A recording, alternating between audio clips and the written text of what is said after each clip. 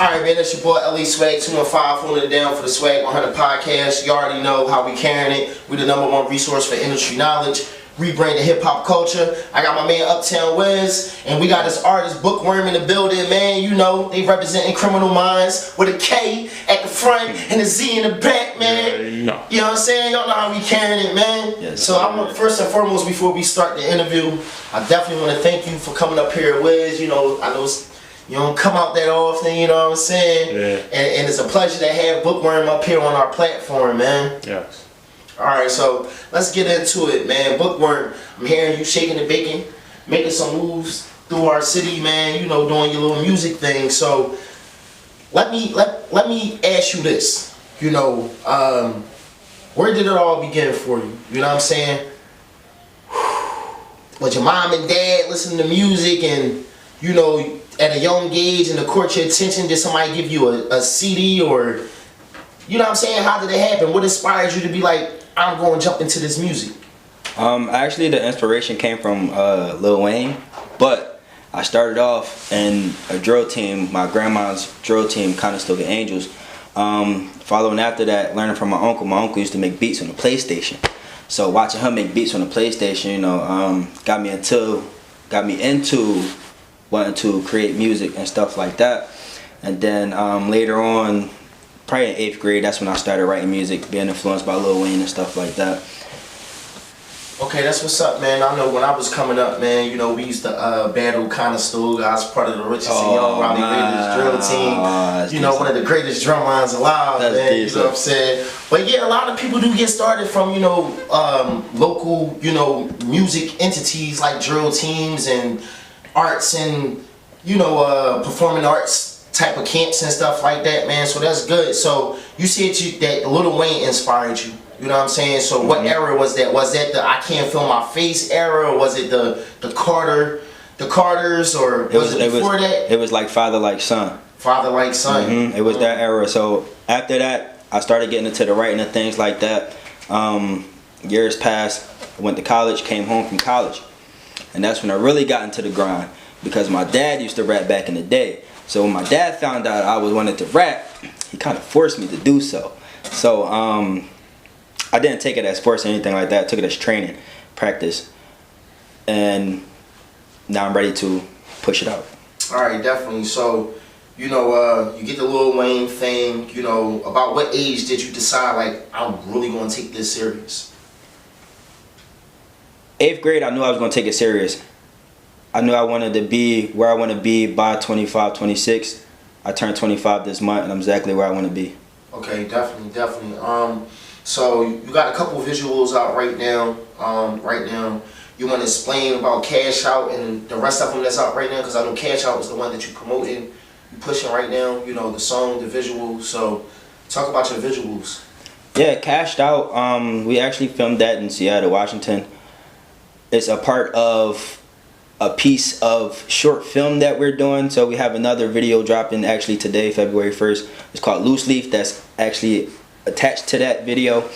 It was a great experience coming from coast to coast. Yeah, I loved it. And then we got Prom.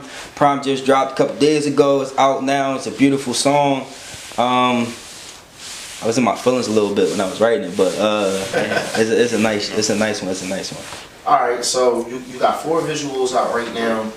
You know, we was talking off air, and man, I was amazed to find out you got 7 EPs. So break that down. You know, how long did it take you to get these 7 EPs? Like, what was the time frame? Did you do it all in 1 year, or it was through a course of years, or? Yeah, it was a couple of years. I could say 3 years. I started recording at my dad's house using Adobe Audition. I got that program from my mentor in high school. So I started off on Adobe Audition. With that, recording out of my dad's house, I've ended up with about 200 tracks inside my dad's house. Then I proceeded, took that to my house. That was about 200-300 more tracks. Then after that, I met a guy named Chris Cotton. Chris Cotton actually built me a studio inside of his own space that added more songs and whatnot. So at a certain point, Chris was like, "Why you holding these songs? Drop them." So I was like, "All right, bet." Dropped them. So listen to all the songs all together or whatnot, put them into a storyline, because listening to all the songs, it seems as though I was speaking my life into existence up until this point.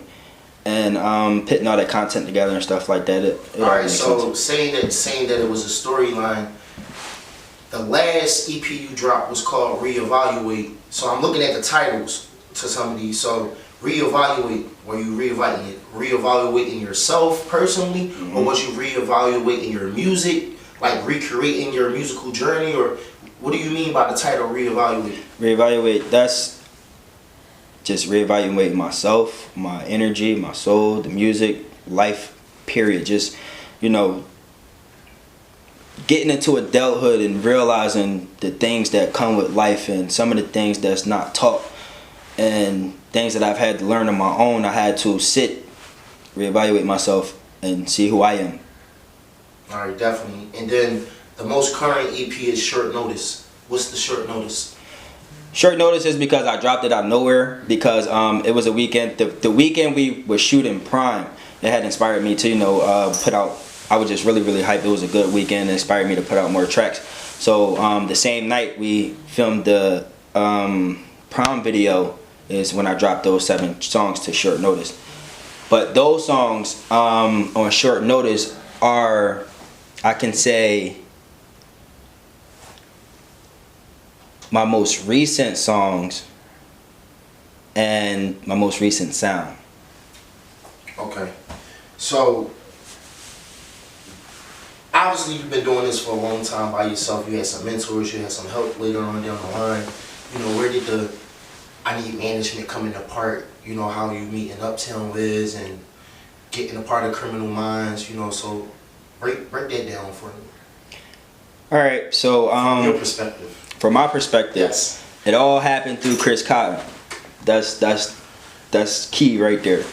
So just Chris Cotton bringing me into rooms, me myself having to keep myself in that room and communicating, networking, and things like that.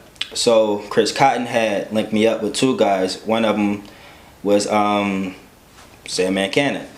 I was invited to the studio to come, you know, listen, vibe out or whatnot. I was sitting there chilling, vibing out. This guy sitting on the left of me right there, we just sitting there.